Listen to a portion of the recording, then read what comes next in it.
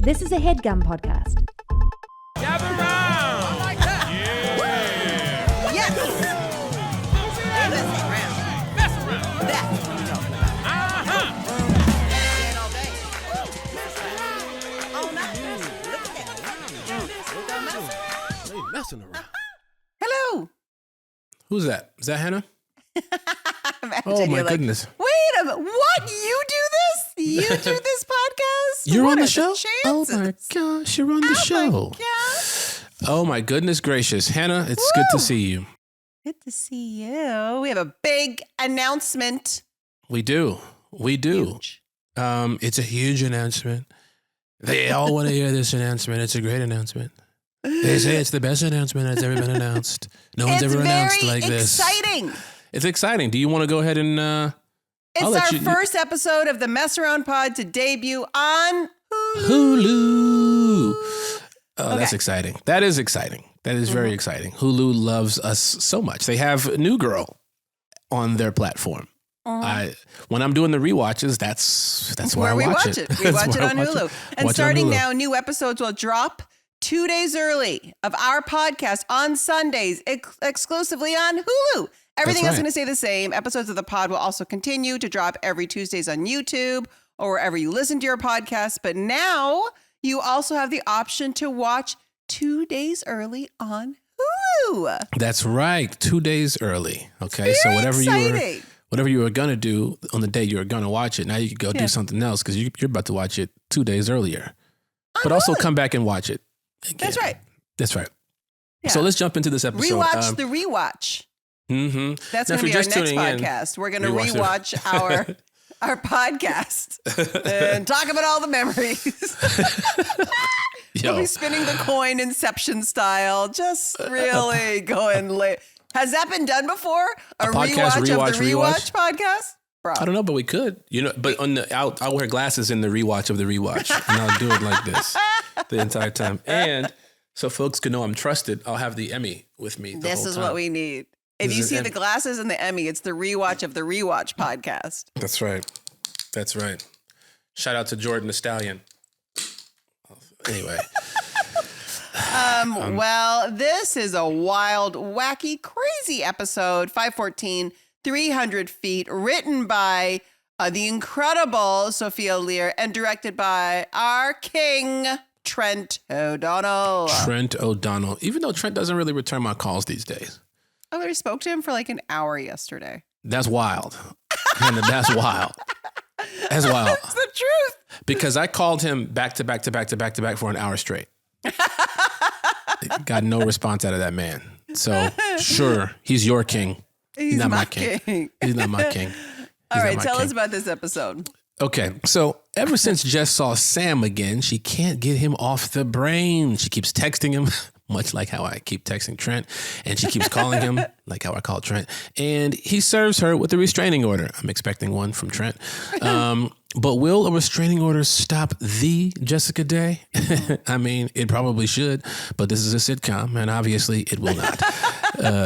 Meanwhile, Nick and Schmidt get into a business war with the new bar on the block. You know, Hannah, there are some dark themes in this episode. That was a better read. I like that. That was a much better read. I like that emphasis where you put it. Yeah, go ahead. You can. I'll let you start. In the previous episode, Sam clearly told Jess to get out of his life for good. Yeah. And at the beginning of this one, Jess is frustrated because she can't get a text back from Sam. Wonder why. Yeah, people do. Like, I don't. Now, to be fair, I've been guilty. It's like you send a text and someone doesn't respond for like 2 days. Ooh. And you go, maybe I'll send another one. And you do, and they don't respond. Now you're like, wait, what happened? Yeah. Now you want to know what happened. You know Now what I you mean? got to show up at their house. You don't got to show up at their house, but like maybe at their like parents' house. Just to be like, I think something happened to your child. Somebody tell me. Can we do a Here's wellness the thing check? Wellness check. What is really crazy is that nowadays there are so many ways to stalk someone to find out where they are, what they're doing, who they're friends with, it's like so bizarre Yeah. Whereas like back in the day, like it was pretty straightforward. You know what I mean? Like you would have to go find somebody, human to human interaction, to be like, what's going on? Talk to me. Oh, And 100%. now you can just lose it. And you've got this little texting device that can reveal your chaos. Yeah, or you could just be off the grid a little bit. Like, I don't have my find my friends things. I don't share my location with people. Like, With anybody? you know what I mean? No. But people share those with me for some reason. You should find friends with me. Why? Now you just have me. Well, I would never look at it, but what if like something happened to you and you went missing? Then at least one person who truly does not care and will not just be looking at it all day will like know where to find you if like something happened. My security detail was with me all the time. You should have your mom have your find friends. No, absolutely not. Oh, I'll see you at the grocery store again. I told you when you go the first time, get everything you need, and you don't have to keep going back and forth. She will watch it like a TV show. If she had you, that would be all day, every day. My mom has me on Find Friends, and it's crazy. She's like, I just watch you and your brother's little blue dots go all over LA. She loves it. It's like her favorite show she's ever seen. She just sits there and watches us bounce around.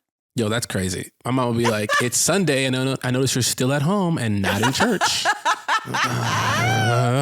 Okay, Mom. Okay. Yeah, God's got Find Friends, bro. He knows where you're at. Okay, so here we go. Boom. Now, this is Busy Phillips. Crushes That's right. this episode. She's so good. So, and I also remember, I remember so much about this episode. Okay, we'll get there. Okay, so Nick shows up so frustrated because he had to park 2 blocks away because there is a new bar next door which has valet service and they've used up all the spots. That's right. Yeah. And then another dude shows up. Yeah. He hands Jess a manila envelope and he says, you've just been served. It's a restraining order from Sam. And Schmidt's line is hilarious. He says, it says restraining order. Well, that's worse than having herpes. Here's my question, because it's the number one thing that I've been DM'd ever since Max got White Lotus, is do you think, because he's in the south of France playing whatever character, Yeah. is he going to say things intentionally weird? Like, will he just do it because that's how Max makes himself laugh? Like, will he lean a little bit into it? Will he give us one weird word? Like a botched French word? If I'm Mike White, actually, the creator, director, if I'm Mike White, I'm going to need Max to at least say something, give an ode, a little bit of a nod to the New Girl fans, just because. That's how you get the viewership there too. You bring them fans over. They want to see. I want to see if he's going to do something Max related or Schmidt coded. For sure. I want to see. I feel like they should just have me sit at the bar.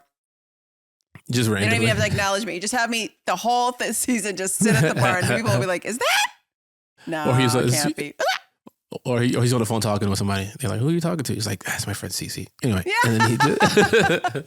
You got to give us something. Give us a little something, Mike White. We're all connected. Oh, man. Anyway, okay. now. So Nick, Schmidt, and Cece do some reconnaissance work on the new bar, Fresh. Mm-hmm. It's hip, and the bartenders look like Civil War surgeons. Can I tell you? So I'm wearing, did you notice what I was wearing? Did I notice the same thing you wear every black? No, on the show, not what you're looking at now.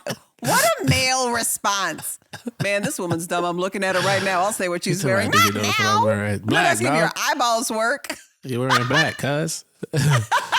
I didn't clock. Hannah, no, I did not clock what you were wearing in the episode. Okay, so I'm wearing like a plaid shirt, collared shirt that's like sleeveless, okay? It's cute. And I'll never forget. So we shot the first 2 days or whatever, the first day. And I just made the choice to button it up. Mm-hmm. Okay. And then I don't remember who came and spoke to me, but someone came and spoke to me. And they were like, you can never do that again. Don't do that again. And I was like, oh. And they were being mean. They were just like, please don't ever do that again. And I was like, button up your why? shirt? And they were like, well, the shirt should be more open. Like that's the style of, like, that was what we saw in the picture, what we liked. And I was like, huh, So strange. And I thought, my first thought was like, oh, because it's a little, like more revealing and sexy or whatever the shirt is, if it's a little open. Sorry, I don't mean to hit this mic so much. But actually, they just thought it read super like hard instead of like soft style wise or something. It was really interesting. So someone watched the dailies, I guess, and was like, why did it was such a weird conversation. I've never forgotten it. It was so bizarre, and it never happened since, and it had never happened before. And I didn't know what episode it was, because I always now, if I go for fittings or something, I always ask them like, how do they want this shirt if it's got buttons on it? Because I got like in trouble for just buttoning my shirt up to the top of my neck. Anyway, it was that was just their excuse.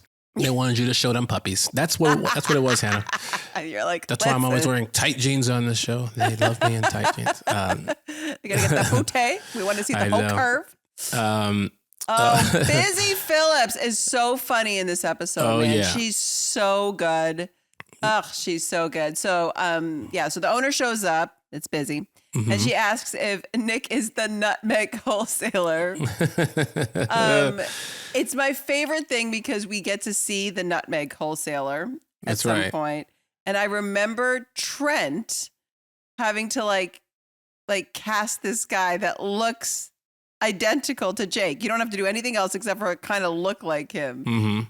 It was so funny. And I remember they had a few of them lined up. Yeah, like, he could have got David Krumholtz. David Krumholtz should have that should have been David's, way into the show. Whoa. David Krumholtz or Oscar Isaac slightly.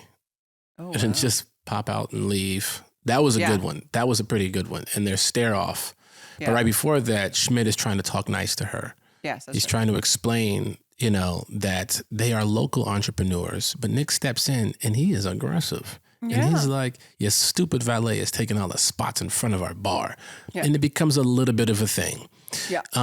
Now, and you'll see that throughout the episode where it's Schmidt's trying to be one way, Nick is trying to be the other way. Good job, back up. Yeah, I guess that's also the issue when you have dual bar owners. You have different ways of policing. Now, speaking of police stations. Ooh, that segue. That's right. Got to do it. Jess drops by the police station to try and overturn her restraining order. Just, I'm going to overturn this. Winston overhears and pulls her away from the cop that she was talking to.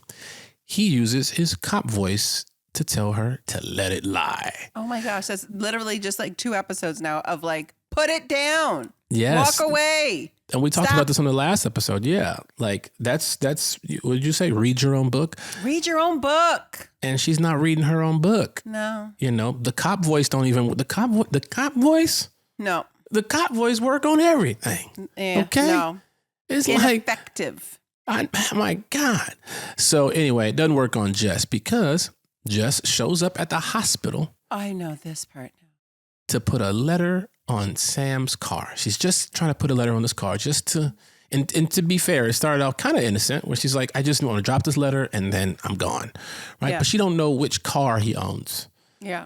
So even though she could have figured that out before she led, like she don't know it. So this is a stupid idea. Anyway, coincidentally, Sam walks outside and Jess tries to hide by jumping into the back of a random pickup truck. Wouldn't you know it? Sam's. It's Sam's pickup truck. That's Can I TV ask a question? Have you ever ridden in the back of a pickup truck? Possibly. Not that I can remember, but possibly. I think so. When I went to university at UBC in Vancouver. Is this how you got into America? No. That's how they My boyfriend at the time had an F-150 cherry red pickup truck that I named Layla. And I barely knew how to drive. Like barely. As we know, I'm a terrible driver. And so he showed up with this truck. We're like, ah! And it was also felt very cool that I had a boyfriend that had a truck. And he put all his money into this truck. You know what I mean? Like he had no money and he bought this like fancy truck. So it was like pretty important to him. Yeah. I remember my girlfriends were like, let's go across campus to whatever, get something. And I was like, I'll drive. And I remember him being like, okay, trying to be sweet. He shouldn't have been sweet. Gave me the keys. And like I said, I can barely drive. and my girlfriends and some of the guys jump in the back of the pickup truck. And because, I mean, I'm like 17, 18 years old, cannot drive a car. Mm-hmm. So I just, in my brain, I'm like, this is fun. Mm-hmm. So I like just floor it and take off. No one's expecting it. Almost everybody's half thrown from this. Like they're holding on for their life. And I'm driving like this. And I'm like taking every corner and just banking everything. And then like finally get to the place we're supposed to go and like slam and park it. And I slam on the brakes to park it. And I come out thinking that was a fun ride. Like that was like fun and like a roller coaster and crazy. Legit, everyone was so mad at me Closed casket. for days. Mm-hmm. Scared for their life. And then I never got the keys to the truck again. Hannah, like, you could have. You said how many people were in the back of that truck? I don't know. There was probably 5 or 6 people in the back of the truck. You could have killed them. For sure. I know that now. I genuinely was a teenager who couldn't drive. And I thought it was like silly and funny because I had seen in TV shows and movies them like, woo, driving around a truck and people in the back of the truck and everything was like silly. I learned things that were incorrect from TV shows and movies.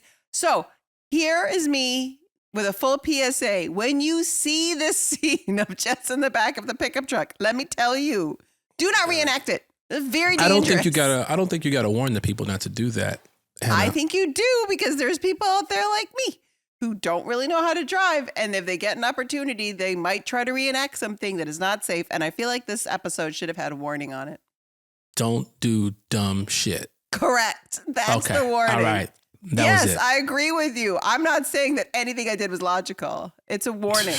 Let me be a lesson. Oh my God. Well, just like your friends in the back of that car, Jess had a similar ride. She's in the back of this car. She's stuck. So I mean, funny. she calls Winston and he's like, is this a cop situation or a friend situation? She says it's both. And she's in the back of Sam's truck because she wanted him to know she's not crazy. Awful. It's terrible. Now, meanwhile, we're back at the Griffin, which is the name of Nick and Schmidt's bar. Schmidt did not know that. I love it. It's the Griffin, it's the bar you're a partial owner of. It's so did you not look at that paperwork? Anyway, so Schmidt decides they need to make some improvements if they want to compete with Presh. Minor tweaks.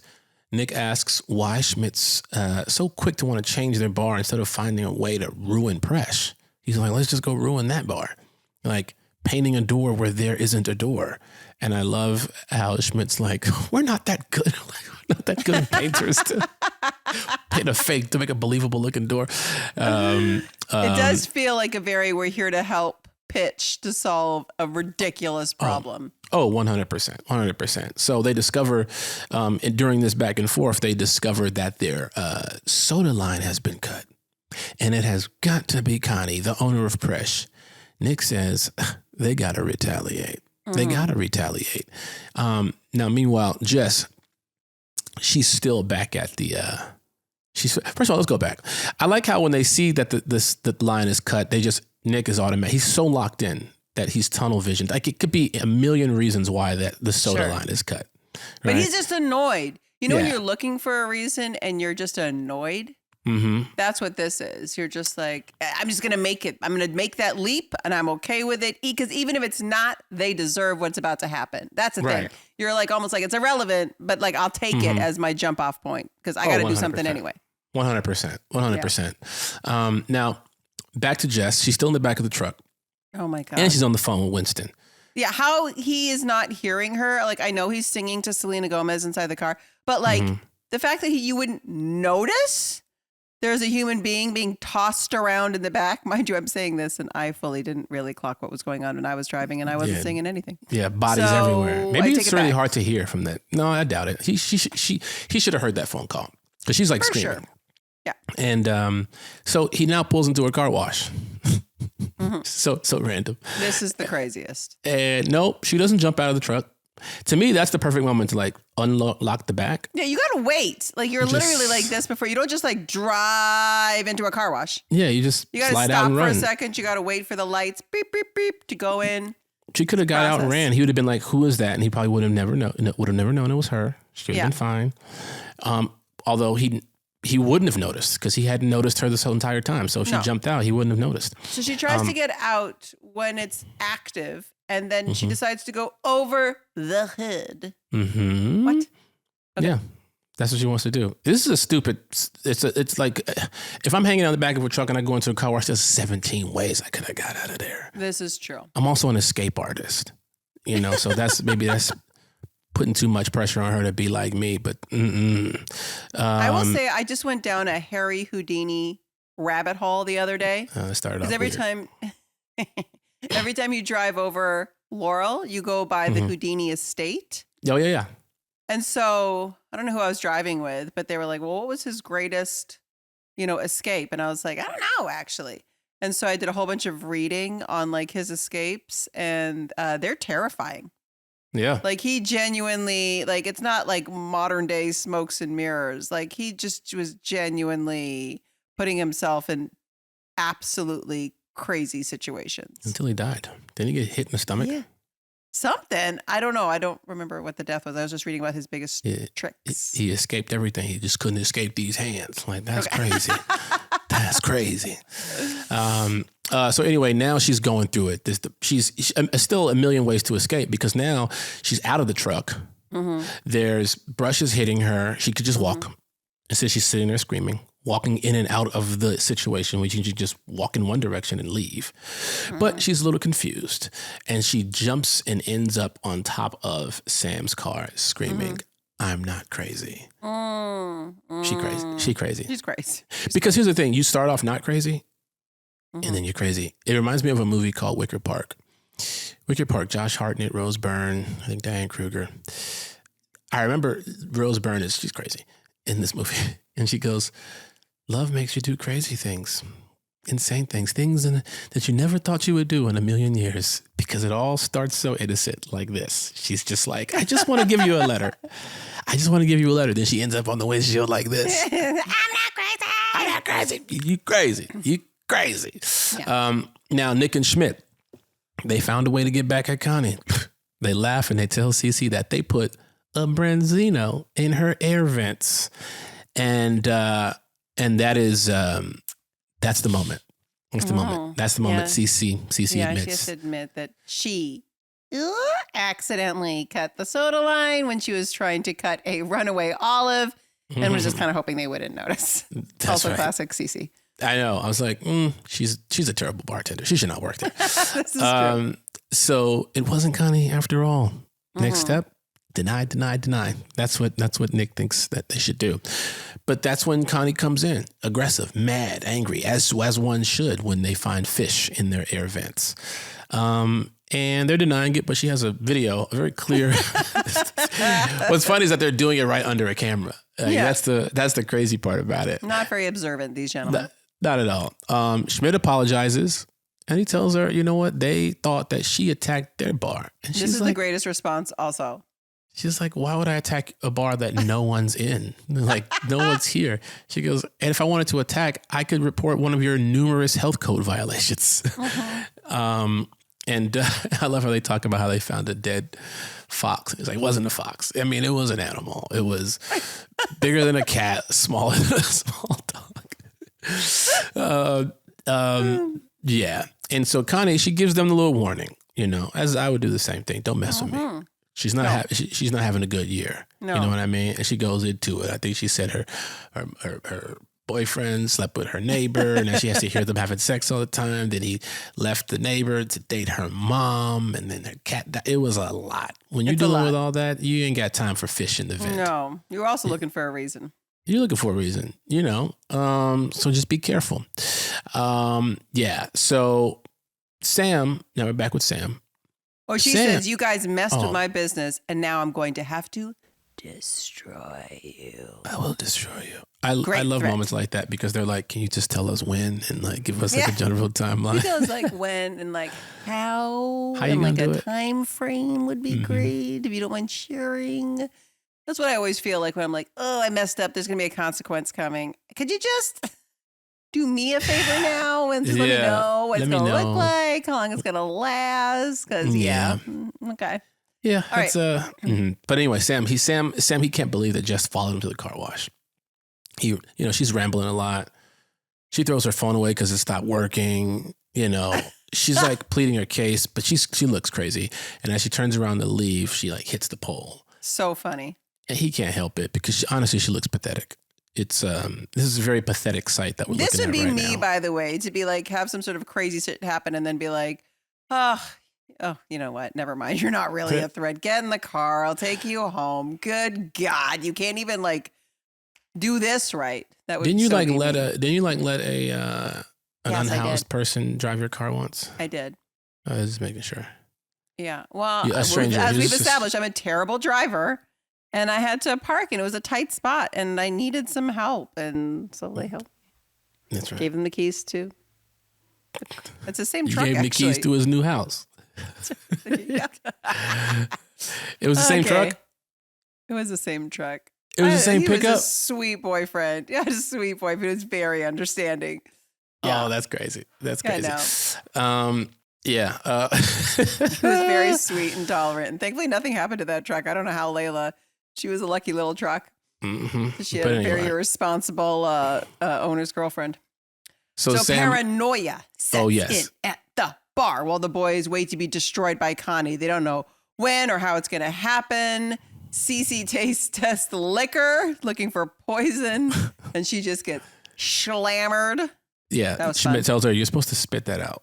You're supposed to spit it out. Test for the poison. Oh God! But anyway, the paranoia it gets to Nick and Schmidt, and they erupt into an argument. Nick feels like Schmidt doesn't even like the bar that they co-own together, while Nick has been working hard to get the bar from being in the red to the white. That's what he calls breaking even. Now, Cece, she has some clarity in her drunken stupor. That's right. She's like, whoa, what if this was Connie's plan all along? Mm-hmm. That our paranoia would drive customers out of the bar and cause us to fight. And Schmidt's like, okay, she's brilliant. This is great. That's a good one. Yeah. And so Nick's like, no, I don't have to admit she's brilliant or great. I am alone in this, so I'm going to go handle it alone. Mm-hmm. And he decides to call a meeting of the families.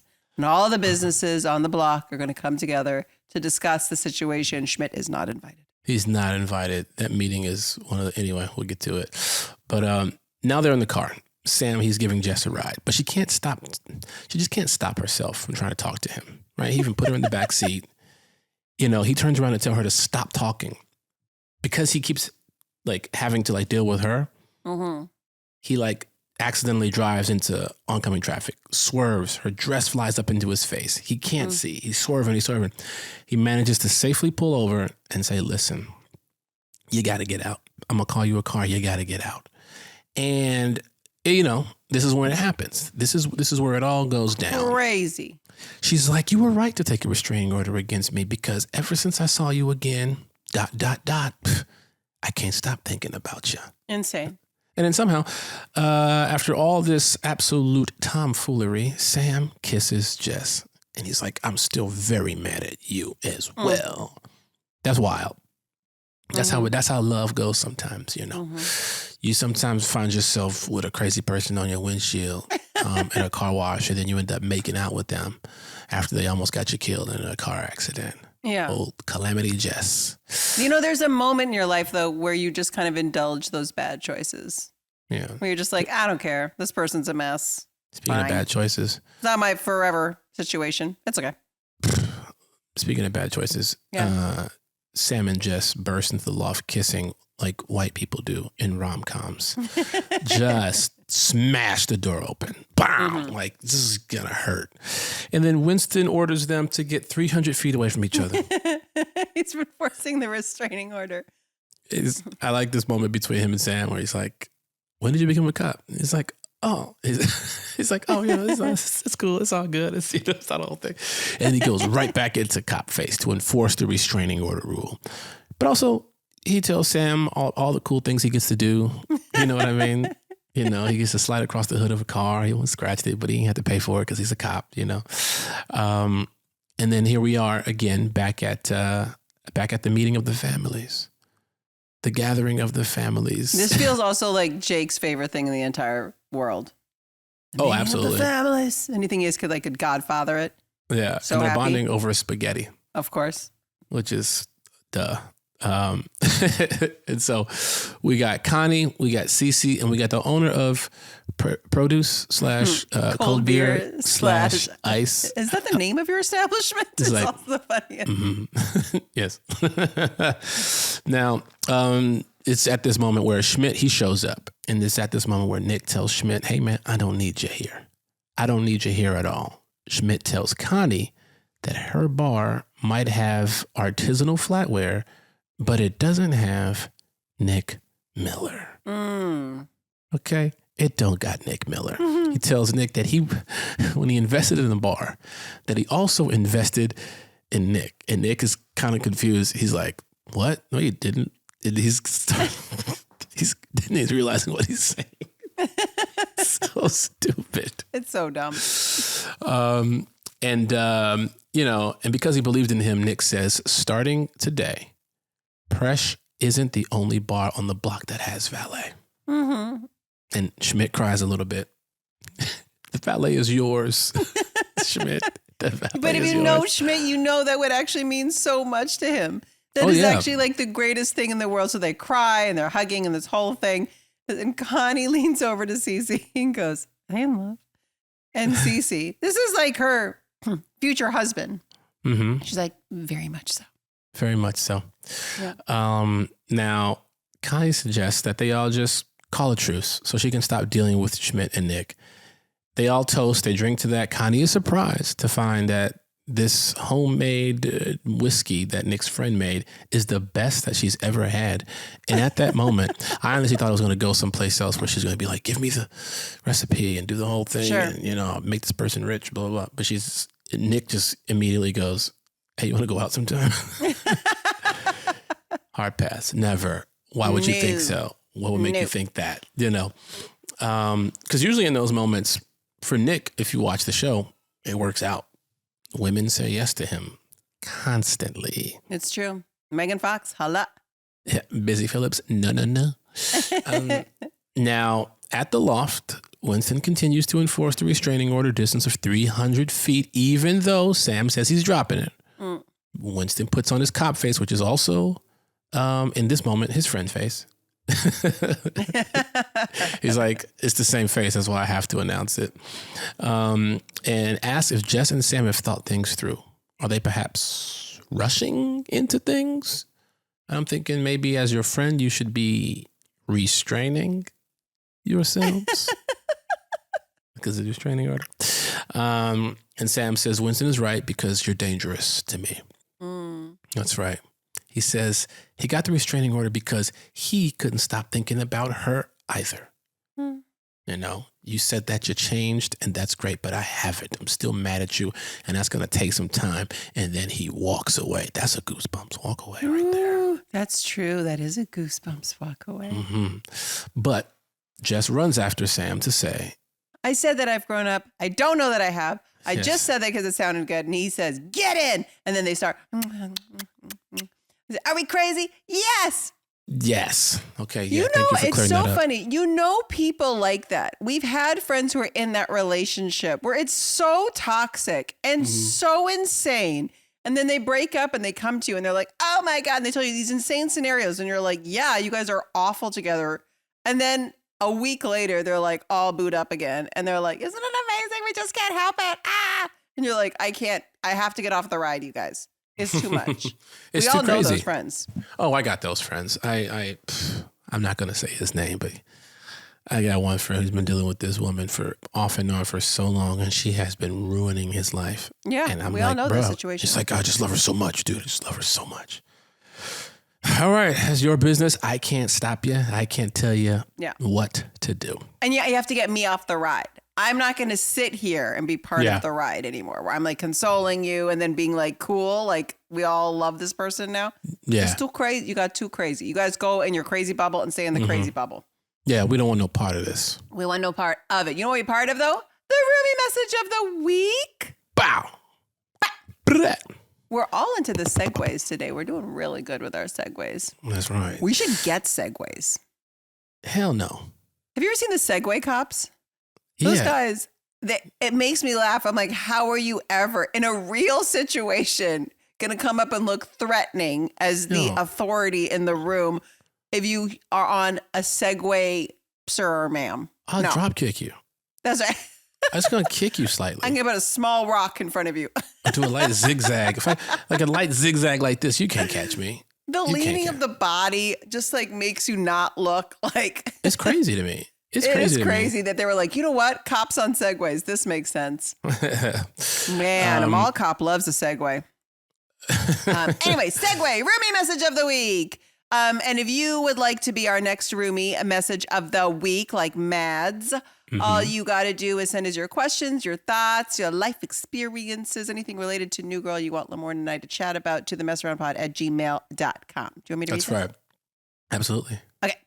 Hey, Lamorne and Hannah and everyone else on the Mess Around team. You answered my question on your Patreon about what tattoo I should get, and I wanted to share what I got and why I chose it. Ooh, I'm so excited. I ended up getting the bar sign outlined and shaded on my arm near my cat tattoo, who is named Ferguson. This is like the ultimate New Girl fan. Holy moly. Lamorne, you suggested getting the bar outlined, but I didn't have enough space or money for that. So I chose it because most of my favorite scenes happen in the bar. I also love the little detail that Jake Johnson would hide his script behind the bar during scenes. Matt, just so you know, when I started working at that bar at CC, I also did that because I was taught that by Jake. So both of us did that. This podcast has made this tattoo so much more meaningful than I ever thought it could be. Thank you again for all the suggestions you gave. I can't wait to tell everyone what the Griffin is, including Schmidt, who has better learned the name of the bar by now. This is the perfect message for this episode. Wendy crushing it. Sent with so much love, Mads. And here is the Ooh, it's good. Whoa. Oh, that's good. Whoa, that's a great tattoo. And your Ferguson tattoo is so cute. Yo. Oh, that's a great tattoo. That's beautiful. That is a griffin. Yeah. Do you have any tattoos? Me? Yeah. No, I have 0 tattoos.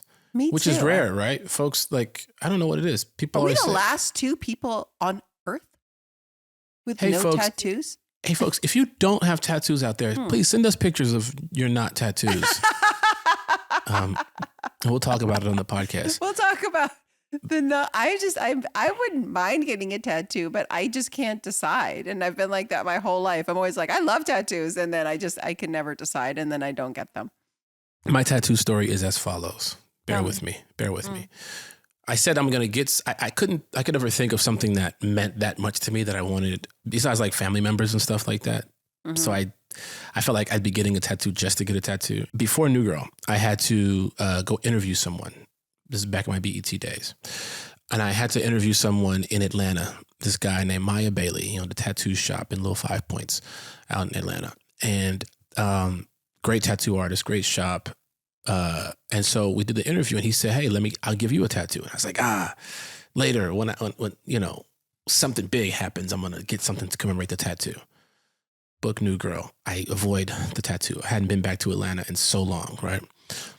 So then I end up having to go back to Atlanta to film something. And I said, I see Maya. I thought of Maya and I was like, man, I should go there and get a tattoo, to commemorate things that have been happening. I avoided it. And then I said, you know what? When I book something where I'm starring in it, I'm just not a member of the cast. I'm the lead. Boom. There we go. I'm getting a tattoo. I find myself in it. I book Woke. In Atlanta. Yeah. Okay. And I was like, and the crazy thing about Woke is I play a cartoonist. Right. And the real cartoonist he's alive. He's on set every day. Keith Knight. Great guy. He drew me tattoos. And I was like, I'm going to go to Maya's shop and I'm going to get Maya to make these tattoos for me. Right. I end up avoiding it. I end up like kind of pussying out. Just like, I can't do it. We get invited to an Atlanta Hawks basketball game, and they put us in like this suite. Right, we're in this suite and with like a group of people, the cast of our show, and then another few people, and Maya is in the suite. And I was like, and he looks at me and he's like, bro, when you gonna get this tattoo? And it had been years, right, of me saying I was gonna do it. And I happened to have I had the paper, like the pictures of it on my phone. And we talk about it. And he's like, bro, whenever. He's like, I leave town tomorrow. When I come back, let's make it happen. He comes back, he texts me, and I had just left. Literally the day prior, I had just left back to LA. So I was like, dude, I'm back in LA. Next time, when I'm back in Atlanta, I will get the tattoo. Just tell this man you're never getting a tattoo. You are the ultimate tease for this poor tattoo artist who's just you can also say you don't want one. I do want one. I do want one. Don't. Here's what I'll tell you. The big light bulb moment for me also was people coming into our hair and makeup trailer that had tattoos had to spend so much longer in the chair to get their tattoos covered up. And then I was just maybe when I'm not acting, because that seems annoying. But now I went on a golf trip recently with some friends. And on this golf trip, I lost a bet. And the bet that I lost to my buddy Caleb was that I have to get a golf ball tattoo right here that says Code Red. That's the name of our group chat. Because when we need you have to get a tattoo of a golf ball that says Code Red. Yeah, right here, like a golf ball. Bro, you got to sit here and now play what the bet actually means and go get like a bunch of temporary tattoos that you just put on every day for a year or something. You cannot tattoo that on your body. But here's the thing: I dated a tattoo artist. I told her she's gonna have to do the tattoo. Yeah. I avoided her. I didn't avoid her, but I just hadn't seen her. Then I'm at the gym the other day. Guess who I run into at the gym? Her. And she's like, when are you coming to get this tattoo?